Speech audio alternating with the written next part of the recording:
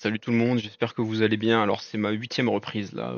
J'ai un petit engagement personnel. Je vous avoue que je suis assez en colère par ce qui s'est passé, donc j'ai du mal à pas déborder de mon script. Donc je vais faire au mieux pour aller au plus court. Vous savez, j'ai un liqueur qui s'est fait tuer, personne que je respecte énormément, notamment dans sa volonté de débat plus que dans ses arguments. Pour moi, c'était un bon exemple de démocratie. Et il y avait des vrais beaux moments humains dans certains débats où des gens n'étaient pas d'accord avec lui, mais ils arrivaient à se parler. Et enfin, pour moi, c'est comme ça qu'on devrait tous être hein, dans ce pays, l'extrême gauche, l'extrême droite, on devrait être capable de pas être d'accord, mais de se parler entre Français du même pays et d'essayer de trouver des points d'accord. Moi-même récemment, là, j'ai essayé d'avoir une conversation avec un mec d'extrême droite pendant un barbecue, d'extrême gauche, pardon, pendant un barbecue.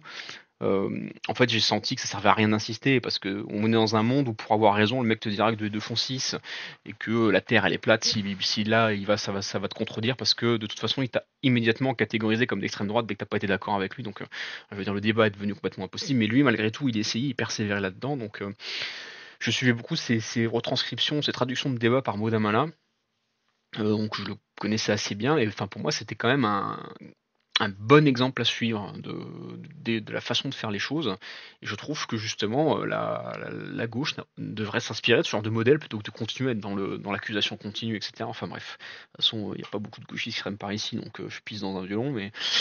Et en fait, je voulais réagir à l'accusation farfelue, complotiste qu'on trouve à gauche à droite, qui explique que soit Charlie Kirk qui s'est ché parce qu'en fait il s'est fait tuer par un autre mec d'extrême droite parce que la preuve, c'est que de toute façon, les mecs qui s'entraînent avec des fusils, c'est que des mecs d'extrême droite, et donc CQFD, tu l'as bien mérité.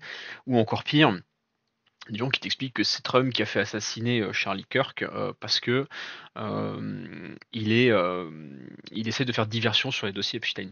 Ce qui m'amuse beaucoup parce que l'argument principal sur lequel se font ces argumentaires-là, c'est la distance du tir.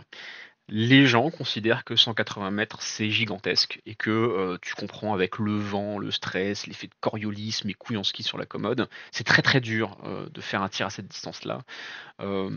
Et que du coup c'est la preuve que c'est un tireur d'élite et que donc soit c'était un conservateur, soit c'était un mec embauché par Trump.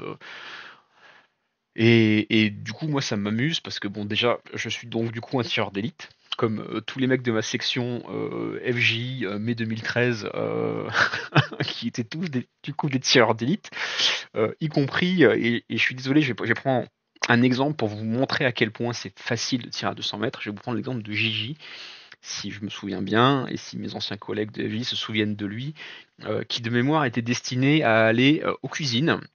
Gigi était très gentil, c'était un mec adorable, c'était un ch'ti qui avait un petit accent, mais clairement il était assez paumé, il avait du mal à faire tout ce qu'on faisait, il était souvent perdu, et d'ailleurs quand il paniquait, il se figeait en fait. Quand on passait le PSC1, il se figeait parce qu'il savait pas quoi faire. Il fallait vraiment attendre 5-6 minutes pour qu'il redescende.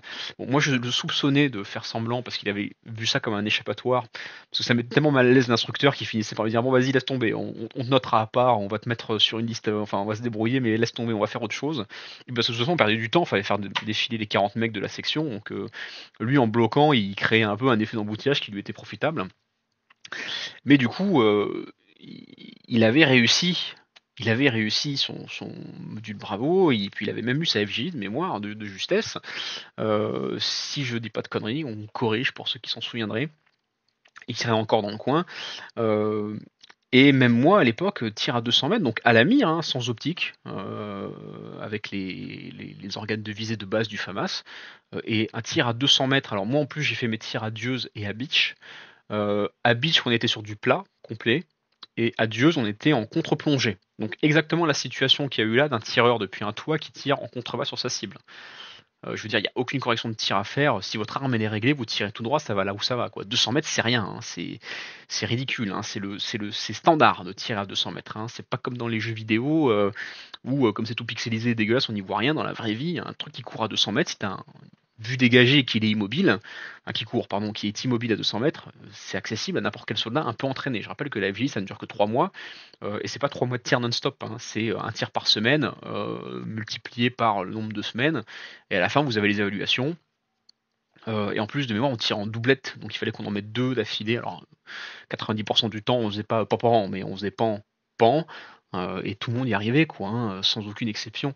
Donc demain, si vous croisez des mecs qui vous expliquent que c'est un tireur d'élite, la preuve en est, vous lui notifierez, gentiment que alors tous les soldats de l'armée de terre, si le module Bravo n'a pas changé depuis 2013, sont des tireurs d'élite. Absolument tous les soldats, donc même le cuisinier, le secrétaire, parce que c'est standard, hein, c'est même si tu es, aux cuisines, même si tu fais la popote, tu es obligé de réussir ça pour avoir ta FJ. Donc tous des tireurs d'élite.